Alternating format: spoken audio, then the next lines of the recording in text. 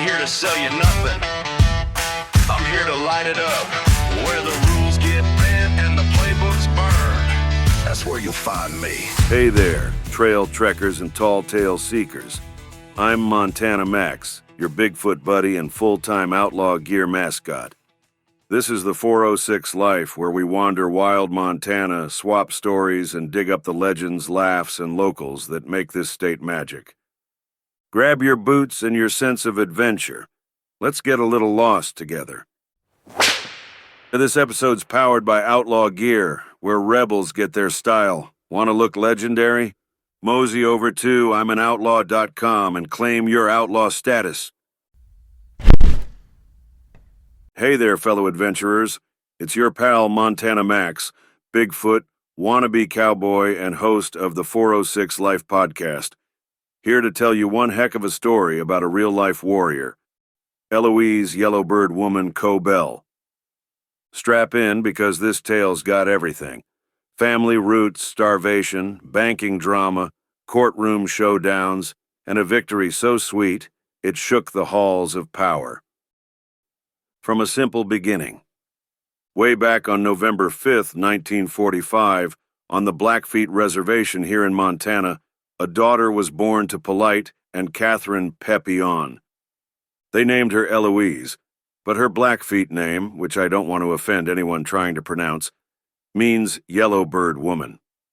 Imagine growing up as one of 9 kids, no electricity, no running water, and losing 3 siblings too soon. Tough, right? Yet Elouise learned early that life demands grit. Her roots? Legendary.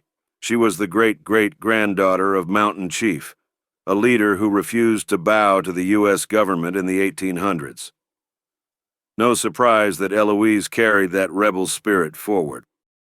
A schoolhouse of her own. When Elouise was just 4, her dad lobbied hard and got a one-room school built on the reservation. Before that, kids had to haul off to distant boarding schools. No thanks. From first grade to graduation, she soaked up every lesson. And you best believe she'd need that schooling later on. Why the fight started. To get why Elouise did what she did, you need to know about the starvation winter of 1883 to 84. That brutal season killed nearly 600 Blackfeet folks, almost a quarter of the tribe, because government agents hoarded food rations and sold them for cash. Families starved on land that was rightfully theirs. Elouise carried that sorrow in her bones, especially the memory of Ghost Ridge, a burial site near her uncle's place with over 500 victims. That pain lit a fire in her heart for justice. Books, ranches, and big city hustle. Elouise studied accounting at a local trade school and then business at Montana State, though she left early to care for her dying mom. After Mom passed, she moved to Seattle, got into TV station accounting, and met her husband Alvin. They had a boy, Turk. But in 1971, duty called back home. The family ranch was drowning in debt after Elouise's brother was paralyzed. So she swapped city suits for ranch boots, sometimes tending cattle right after business meetings in D.C. Talk about multitasking. Ready for your next Montana home? Visit mostwantedrealestate.net, because that's how the West is sold. Spotting the scam. Fast forward to 1976, the tribe makes Elouise their treasurer. That's when she sniffed out the individual Indian money IIM trust fund mess. Under the Dawes Act of 1887, tribal lands got split into individual parcels held in federal trust. The government was supposed to lease out oil, gas, and timber, then slam the cash into trust accounts for each person. Instead, chaotic books, missing records, people owning gold mine land yet living in poverty. Elouise saw her aunt and uncle begging for money to pay medical bills, getting checks too late after her uncle died. That's when she thought, nope, this ain't right. The bank that changed everything. When the only reservation bank packed up and left, Elouise said, "Fine, we'll build our own."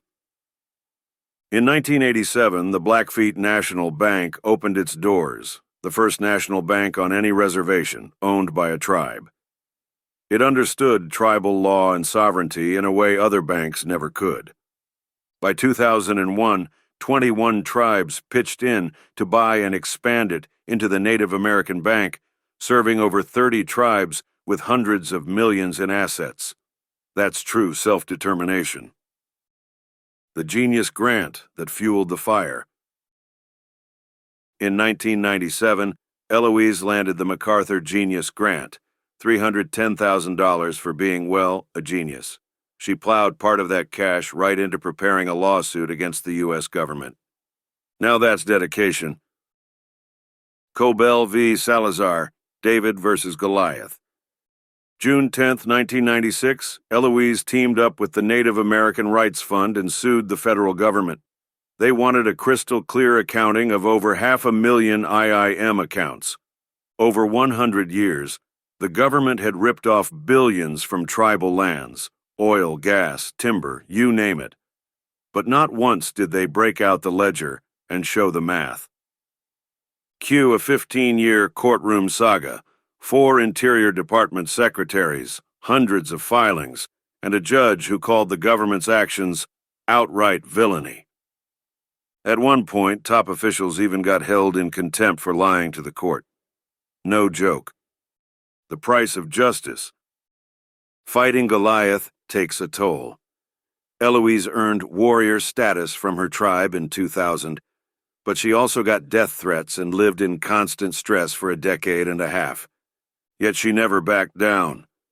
Every day she thought of her starving ancestors and kept her eyes on the prize. The sweetest victory. On December 8, 2009, right here in the nick of time, President Obama announced a $3.4 billion settlement. Congress signed off on it November 30, 2010, and the courts gave final approval June 20, 2011. The package included $1.4 billion for individual account holders, $1.9 billion to buy back fractionated land, so tribes get bigger, usable parcels. $60 million for a scholarship fund for Native students. Still holds the record as the biggest class action win against our government. That's one for the history books. Saving land and souls.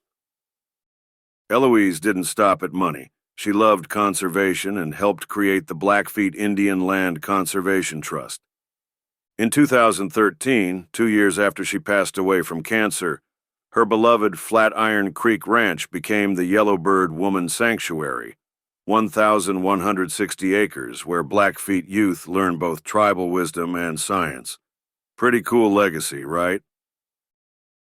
Honoring Yellowbird Woman. Awards? She got a pile of them. MacArthur Grant, International Women's Forum, honorary doctorates, AARP Impact Award, you name it. After she passed on October 16, 2011, President Obama posthumously awarded her the Presidential Medal of Freedom on November 22, 2016. That's the highest civilian honor in the land. Her son Turk accepted it, tears and all. This episode's powered by Outlaw Gear, where rebels get their style. Want to look legendary? Mosey over to I'mAnOutlaw.com and claim your outlaw status. Why her story still matters. Today, the scholarship fund she fought for sends thousands of Native students to college. The land buyback program has merged millions of acres back into tribal hands, and Native American Bank keeps lending for homes, businesses, and roads, exactly how Elouise dreamed it. She showed that sometimes you don't need a war cry.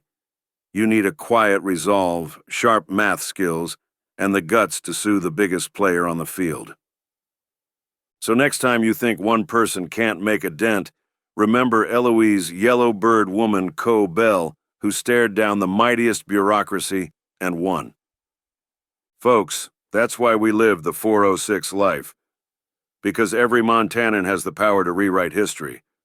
Now get out there, chase your own adventure, and never underestimate what a determined soul can do. Catch you next week for another wild ride across Big Sky Country. Stay curious, stay brave, and keep living the 406 life. Got a Montana story, business, or unsolved mystery you want on the show? Head to the406life.com and drop me a line. No smoke signals required.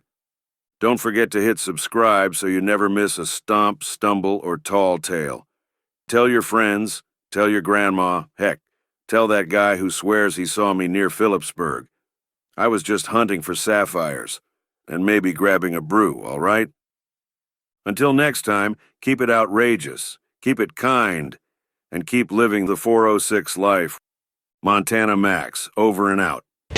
Boots in the gravel, brain like a barrel, ideas popping off like a rodeo rebel. No suit, no script, no play it safe plan. I blaze my own trail like a wildland brand. I'm the voice in the static, the flame in the smoke, the storm on the rise when the safe plan's broke.